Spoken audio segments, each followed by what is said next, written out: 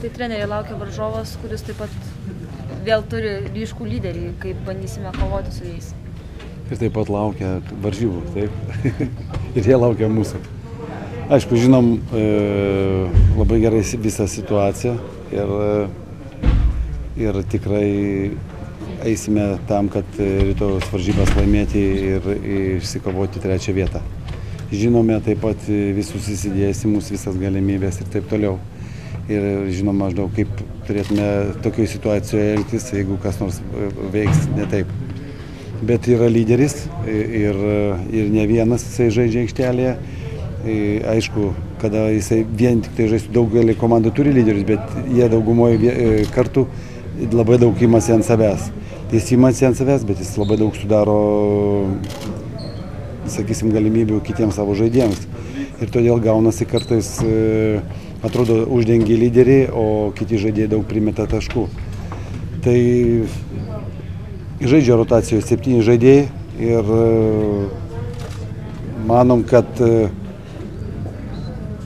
įsinagrinėja, kaip žaidėjai žaidžia, ypač kaip žaidžia Dirkas.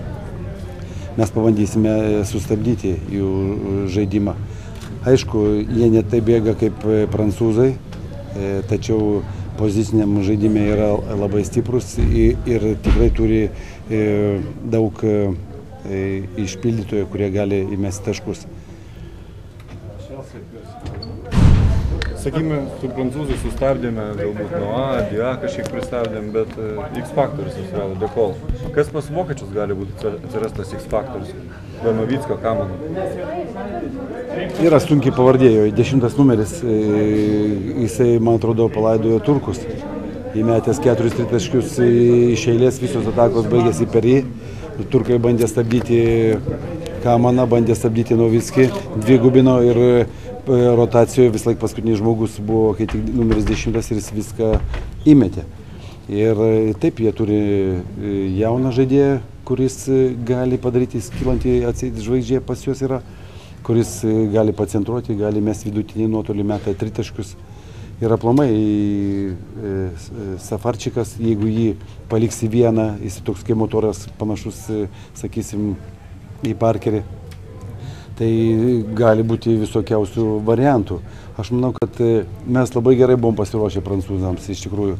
Ir statistika kalbėjo apie De Colo, kad žaidžia mažai, nėra rezultatyvus visumoje ir pagrindinį dėmesį skiriame. O žmogus pats susidarė savo situaciją ir pats padarė tokių sunkių metimų, kurie visumoje tai mums labai pakenkė. Manau, kad žinom tos X faktorius ir mes juos norėtume iš tikrųjų neutralizuoti. Kalbant apskritai, ar Prancūzijoje ar Vokietijos rinktinė yra parankesnė negu prancūzai? Kiekvienas priešininkas yra kitoks ir aišku, galbūt mums, bet patogu, kad jie nebėga taip, bet jie ilgai ir nuobodžiai laiko kamuolį puolime. Kartais jie tam nusižengia ir atakuoja, jeigu gynyba suklysta.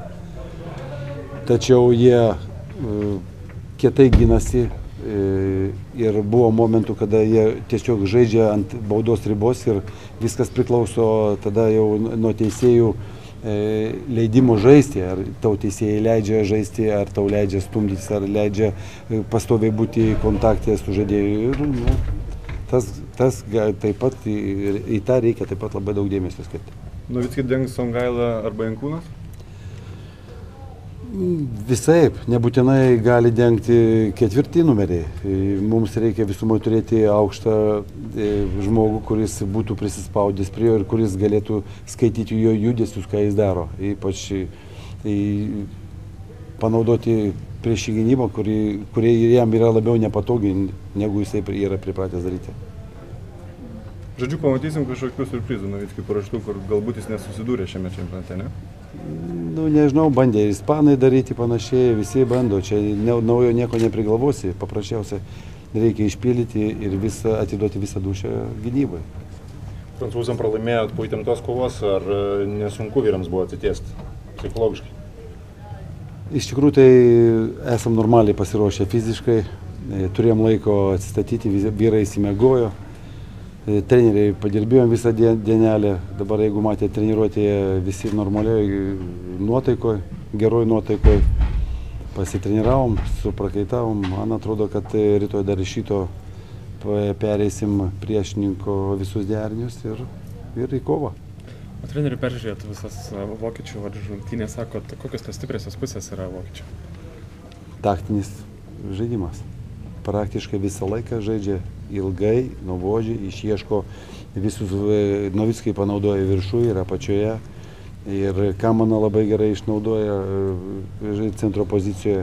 Labai pavojingas yra, kada gauna vidutiniam nuotolį, jis gali apeiti į kairę pusę labai gerai pataikyti vidutinį nuotolį. Galėčiau apie visus žaidėjus viską išpasakoti, bet man atrodo, čia ne tam susirinko. Sakykit, po rungtynių su Prancūzija kaip Kšištofo nugarą? Normaliai, nesiskundžia, jam galbūt kažką ir jaučia, bet nėra nė vieno profesionalo, kad žaidėjas nejaustų kokio nors mažo skausmelio.